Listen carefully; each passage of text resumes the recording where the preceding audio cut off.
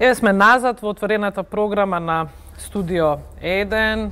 Овие последни минути од јавувањето во живо, тема студентите и еден симпатичен, би рекла, протест кој што се случи во текот на вчерашниот ден пред платото пред УКИМ, во кое што младите им порачаа на своите врсници: не верувајте во медиумската пропаганда, проверувајте. Овде се со нас, би рекли, учесниците и протагонистите на проектот кој што стои за овој протест, нели? Филип, Јасна и Никола, Метаморфозис до мене, потоа Македонски институт за европски студии и Никола во својата вистинска улога на студент денес овде со нас. Владко, протестот беше интересен. Ние го проследивме и со камера. Така, протестот кој не биде медиумска мета, може да започнеме од протест, го нарековме протест? А така го нарекоа тие? Повеќе или помалку? И уште посилно тоа го нарековме митинг. Баш тоа беше една смислена пиар техника за уште повеќе да го издраматизираме настанот и некако да го привлечеме медиумското внимание, со цел пораките што сакавме да ги пратиме, да можеме што поуспешно да ги пратиме и до што поголем број на луѓе. Публика во Македонија. Што значи тоа не биде медиумска мета? Не биде медиумска мета, па тоа е нашиот слоган, инаку не биде медиумска мета е еден момент во кој што денеска, особено младиот човек, е навистина мета.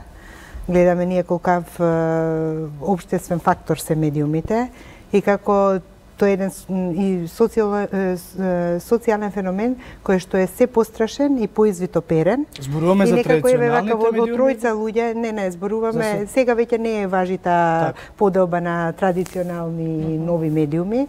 Со конвергенцијата се е исто, вие телевизија можете да гледате и онлайн. Меѓутоа во едно друштво тројца, двајца гледаат во телефоните, еден збори. Така што веќе гледаме дека сите сме мети и си живееме сами за себе. И со овој митинг токму тоа сакавме да испратиме таа порака: не биде мета.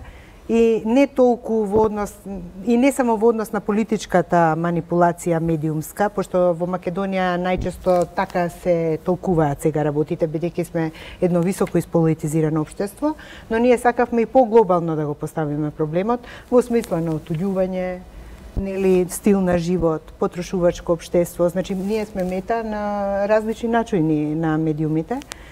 И еве, јас како професор на правен факултет, инаку да кажам за Македонскиот институт за европски студии, тоа е една невладина организација која што оформија група професори со цел сите оние идеи што не можеме да ги оствариме преку конвенционалниот систем на образование, или нема волја, или нема средства, да можеме да ги направиме преку оваа невладина организација. Овој пат со поддршка на Метаморфозис и Евротинк, на кој што сме многу благодарни. Ние добивме еден грант од Европската унија и работиме на ова баш медиумска писменост и не биде медиумска мета, бидејќи тој проблем е највеќе присутен и кога разговараме на разни теми во амфитеатрите на факултетот. Ја имаме таа студентска популација и можеме многу да направиме со вакви типови на проекти. И како што видовте, настанот вчера беше интересен, многу медиуми известија, што на наша среќа имавме и пофалба од Метаморфозис и Евротинк. Па се закачиле на таа умна пиар стратегија, дека е протест и митинг. Дека е протест и митинг, па и на некој начин беше и затоа што навистина испративме пораки до надлежните инстанции, како што е, например, Бирото за образование, кој што со години каска позади овој проблем. Никако да се имплементира медиумската писменост во основното, во средното образование, како во многу европски земји, што е нели практика. И тоа ни беше нас главна цел и верувам дека еве луѓето ќе читаат, ќе гледаат и тие што треба да слушнат ќе чујат. Никола, како студент, вчера на овој протест имаше прилика и ти да говориш, говореа и твои колеги. Од многуте теми кои што се споменуваа таму беа и тие како може да бидете жртва и да бидеме сите ние всушност жртви на рекламна пропаганда и на лажни вести и на многу политички маркетинг и на спинови и така натаму. Тоа е во мислам барем во мојот говор јас што го проблематизирав е фактот што модерните медиуми баш стака во оној концепт на пазарни идеи, каде што водени од некои профитерски тенденции и така ако ги амплифицираат идеите на можеби на оние идеологии на омраза како што сме сведоци во светски рамки со појавата на радикалната десница, затоа што нивната успешност е баш базирана врз тоа да успеат да ги лоцираат емоционалните стравови на луѓето, затоа што ние сме и емоционални суштества, не сме само целосно рационални суштества, како што предпоставува тој концепт на пазарна идеја. Ако медиумска писменост е присутна во образованието, колку студентите може да се изолираат со оглед на баш од таа пропаганда и лажни вести, ако социјалните медиуми сепак немаат филтр? Таму е присутно све. Оно што го согледавме ние и беше наш мотив да го почнеме овој проект наречен со критичко мислење до граѓани со медиумска умешност, беше баш ниското ниво на медиумска писменост кој што го има во целото наше општество. Тоа зависи од повеќе фактори и се однесува и на сите возрастни групи. Прво, ниското ниво генерално на образование придонесува за сите ние да имаме ниско, како општество, ниско ниво на медиумска писменост, а тоа е и валоризирано и преку, односно утврдено преку истражување на европско ниво. Проблемот кој што ние го согледавме, се обидуваме да покренеме, да најдеме начини за негово решање, бидејќи не постои единствено решение, бидејќи е многу комплексен. Кога решивме да го правиме овој проект заедно со Евротинг, ние во Метаморфозис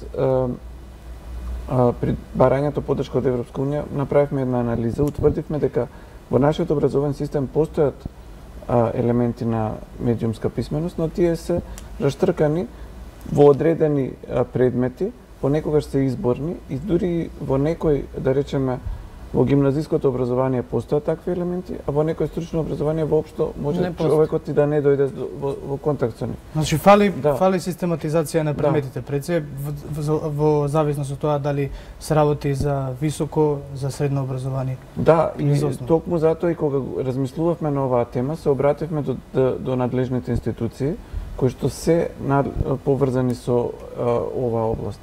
Агенцијата за аудио и аудиовизуелни медиумски услуги, која што е врзана токму во оваа средина на медиумскиот простор на радиодифузните медиуми, да спроведува одредени правила, а вториот беше Бирото за развој на образованието. Обете институции искажаа спремност за соработка со нашиот проект и потоа кога почна проектот, ние ја добивме поддршката од Европска унија, која што на некој начин потоа ја споделуваме преку помали проекти на локално ниво со низа други граѓански организации, како што е и Македонскиот институт за европски студии.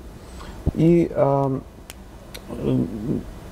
сите тие активности се проткаени со таа идеја дека обидувајќи се на разни начини да пристапиме до публиката и да утврдиме на што би и одговарало како начин за примање на знаењата, на крај да видиме, да утврдиме што од тоа би можело да се примени и во формалниот систем за образование и да го подобриме заеднички.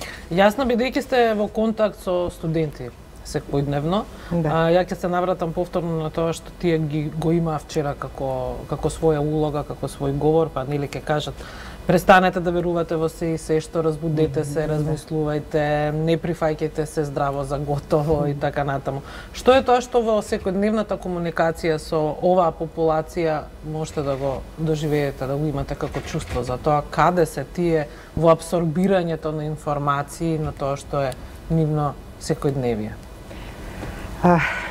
Сега треба малку за нив да зборувам како јас ги доживам студентите, предпоставувам. Тие се во случајот носачи на проектов, да речеме. Да, тие се носачи на проектот и тие се многу самосвесни за ситуацијата. Тие знаат дека се и тие на некој начин зависници од медиуми. Вие знаете, во еден амфитеатар легувате со 100 студенти и некогаш уште во текот сите под клупа го имаат телефона. Тоа како се наведнете, сите нешто читаат, не ги следат ни предавањата. Значи можам да кажам комплетно различни генерации од оние кои што пред само 4-5 години биле студенти. Значи толку е изменет тој социјален амбиент. А да не зборуваме за оној содржински аспект на студиите. Вие не можете веќе да дадете на студентите да не се и да напише и тој нормално да изгледа. Тоа е се копи-паст, симнато на брзина, направено за 2-3 минути, без никаква одговорност. Гледате како тие вредности, таа одговорност, се тоа има тој техничко-технолошки аспект ги деформира и некои социјални процеси. Самосвесни се и тие знаат и за вредностите. Меѓутоа не знаеме сега кој е вистинскиот модел, некако да реагираме на најдобар начин. Затоа велиме дека еве Европската унија е еден од 8 компетенции што ги има за доживотно учење и за во формалното образование, тоа е дигиталната компетенција, односно дигиталната писменост. Ние мораме да реагираме на тој начин, односно да го научиме еден човек како да се однесува во новиот свет на техниката и технологијата. Медиуми више е претесен збор. Например, како да не си упропастиме нашата кариера и нашиот живот делувајќи на Facebook. Значи, како да се инсензивираме за тоа. Како да ја дозираме приватноста. Ме сваќате како да престанеме да бидеме визуелни суштества. Гледате сега што се случува колкава емиграцијата од Facebook на Instagram. Луѓето не сакаат да говорат, не сакаат да читат. Значи, има многу феномени кои што навистина еве највеќе се реперкурираат во таа млада нивна генерација. А затоа ние и кога во проектната апликација напишавме дека тоа е една сензитивна општествена група која што треба да биде авангардна и носител на општествени промени, најдобро и тие се па и најголема жртва од друга страна. И треба да почнеме да разговараме со нив. Да, навистина имаше голем интерес. Три пара очи. Да. Имаше голем интерес. Еве, повеќе тука правниците беа активни, морам да кажам, за разлика од другите групи. Така. И највеќе сака да зборуваат баш околу политичката манипулација, баш заради таа исполитизираност на македонското општество. Кога сме кај тоа, бидејќи немаме баш многу време, Никола како млад студент еве кој што треба да биде утре авангардата, критичкото општество, колку во вашата генерација се разпознава што е она што медиуми што дава вистинска информација, а што е она што се лажни вести, односно еве никнуваат порталчиња кои што секојдневно лиферуваат информации. Како вие го препознавате тоа? Верувам дека пред се кога се добиват информации, затоа што нели секој ден сме ние соочени со огромна маса на информација која што добиваме од различни места, потребно е таа да биде некако процесирана низ нашите морални вредности, секако низ нашата критичка смисла. И во тој однос кај нас недостасува, односно треба да се отргне она максима која што владее, не ме интересира политика, затоа што реалноста е како ние, мислам, не дека студирам право и се, ние сме политичко суштество како човек и така мислам дека единствено преку надоградба, само надоградба на човекот, ние ќе можеме да разпознаваме и со текот на времето ќе почне да се изфилтрираат оние страници. Разпознава ли вашата генерација? Во одредена мера да, но во зависност од кој барем луѓето со кои што јас комуницирам, во главно ги разпознаваме, но сепак има доста голем дел кој што се уште не може да ги гледа разпознава. површно и само ги абсорбира. Ние ви благодариме за вашето гостување. За жал времето не прегази. Немаме повеќе време, но ова ќе остане тема бидејќи цел проект можеме да го третираме и понатаму во некоја наредна прилика. Така е. Ние одиме понатаму, наредните минути се минути за повеќе забава, а ние се гледаме повторно некаде околу 21 часот. До тогаш довидување, останете со програмата на 1 ТВ и отвореното Студио 1.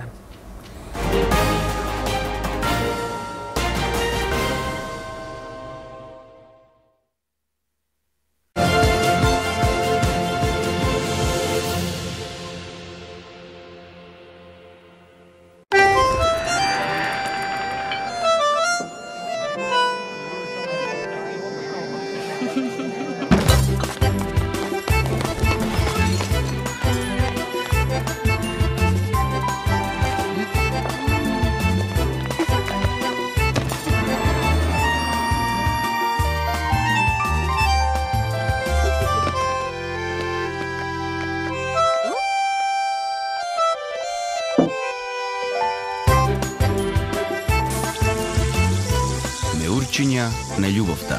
Пелистерка.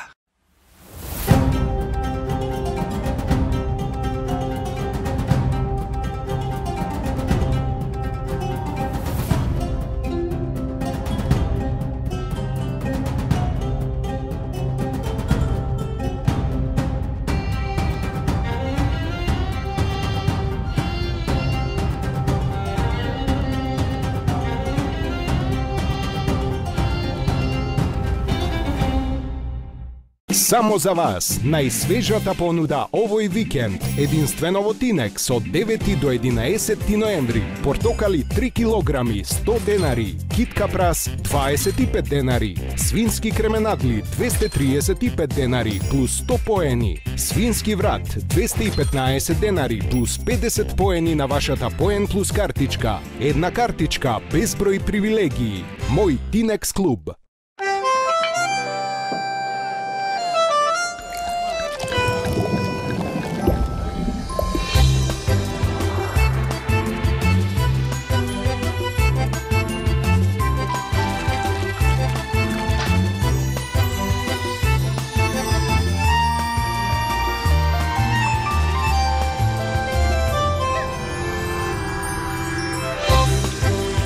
Неурчиња на љубовта. Пелистерка.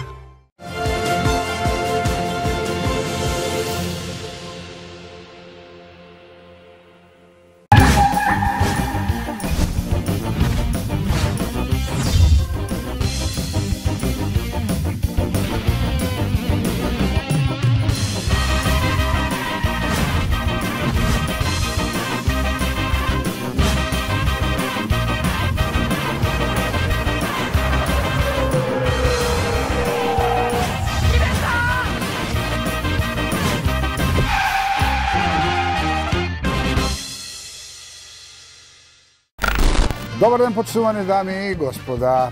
Еве дојде време за уште една емисија Возење со Вучич.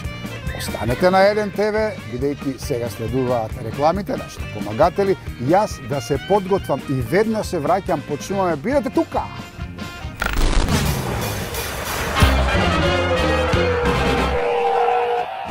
Почнувани дами и господа, уште малку трпение.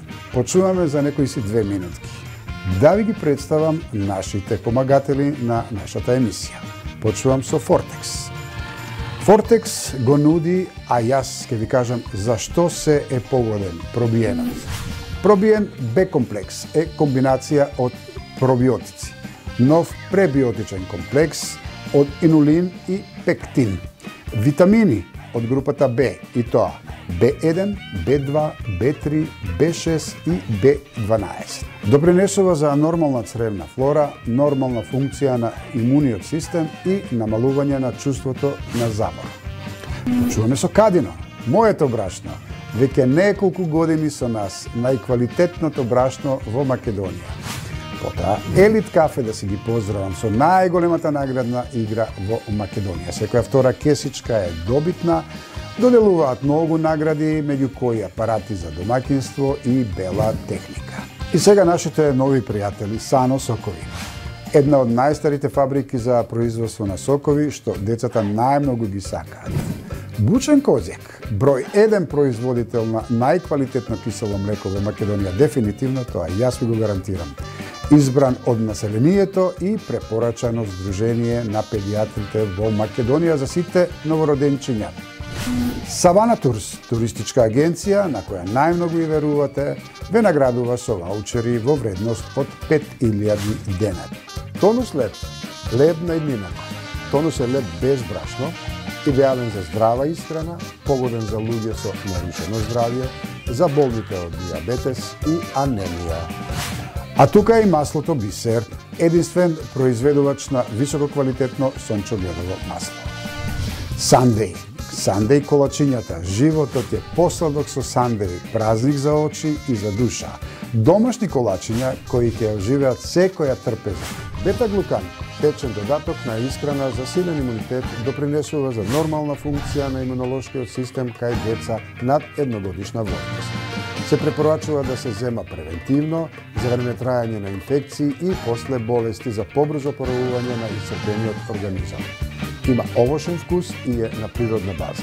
Може да го најдете во сите послабени приватни аптеки.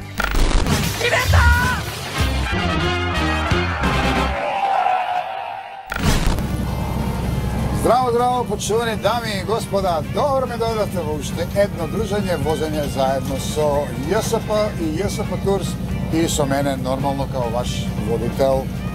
Ова е брендираниот автобус кој кружи низ цело Скопје, а како што оди времето, како што расте емисијата, а многу расте, морам да ви кажам, и да ви се заблагодарам многу на рейтинзите што ги постигнуваме во еден ТВ, со нашата емисија и на онаа интернет телевизија што има Еден ТВ.